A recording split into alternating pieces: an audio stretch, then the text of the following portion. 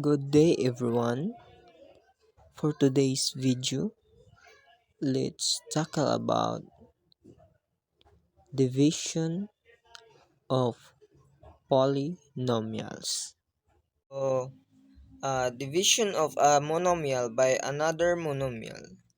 To divide a monomial by another monomial, simply divide the numerical coefficients and follow the rule in dividing monomial by a monomial.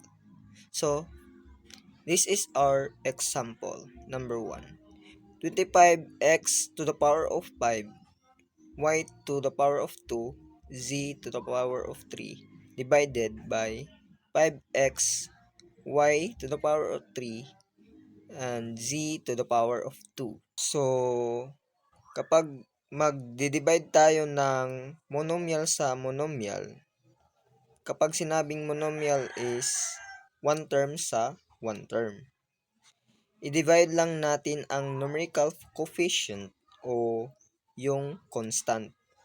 And then, i-subtract lang natin ang exponents ng bawat variable or ang bawat literal coefficient.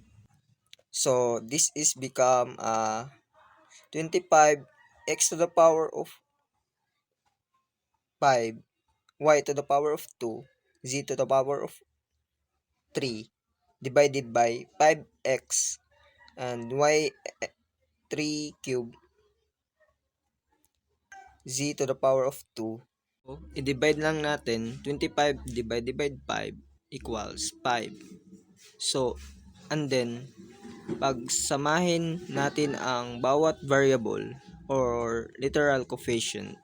So wala man tong number, automatic, meron siyang imaginary 1. So, x5 minus 1, and then, ang y natin, 2 minus 3, and z natin equals is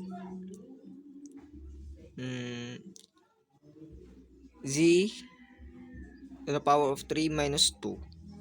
So, kapag mag-subtract kayo ng exponent ng mga variable, i-maintain lang natin isulat ang nasa numerator. Okay? So, let's subtract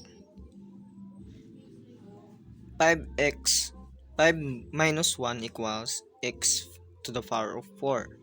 Y 2 minus 3 is y negative 1. And z to the power of 3 minus 2 equals 1. So, kapag mag-subtract tayo, palagi pong i-consider ang mga sign kung saan mapapansin nyo ang exponent ng y is naging negative 1. Ibig sabihin, kailangan natin alisin ang y sa numerator. And then, yung may exponent na positive 1 or positive 1, aalisin na natin siya ng positive 1. It's because, so, ang answer natin dito is 5x raised to 4z over y. Kapag may exponent na negative, ay automatic mapupunta sa denominator.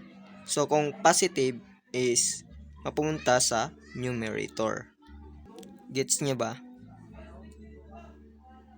So, any question or verification, just comment down below. Thank you for watching.